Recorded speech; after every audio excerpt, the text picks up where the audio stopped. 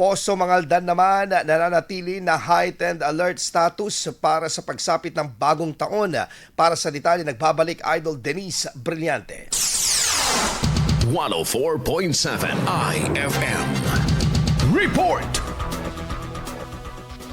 Nananatili sa heightened alert status ang operasyon ng mga otoridad sa bayan ng Mangaldan bilang paghanda sa nalalapit na pagsapit ng bagong taon na kahit pa naging matiwasay ang mga naitalang aktibidad noong Kapaskuhan. Ayon sa Public Order and Safety Office Mangaldan, ang patuloy na pagbabantay ay alinsulod sa direktiba ng lokal na pamahalaan upang masiguro ang kaligtasan at kaayusan ng publiko. Alinsunod din sa memorandum, kami po ay natasan kasama po ang PNP, ang BFP, ang MDRR, at ang aming opisina at mag-observe regarding dating sa pag-display ng mga firecrackers, paputok. Bagamat sa ngayon medyo tahimik pa naman, although we are very much prepared to that upang maging safety sa pagdating ng bagong taon nga dahil ayaw natin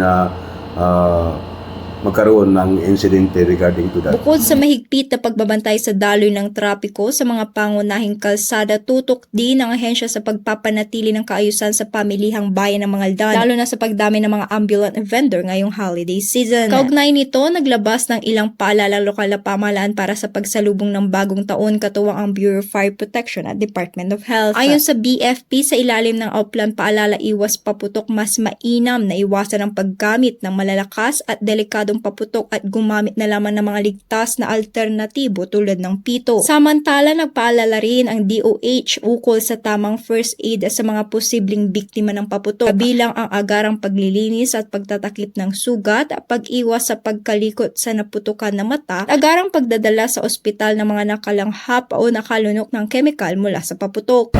Kasama mo mula rito sa IFM News, tagupan nito si Idol Denise Brillante, tatak IFM. IFM News. IFM News. IFM News.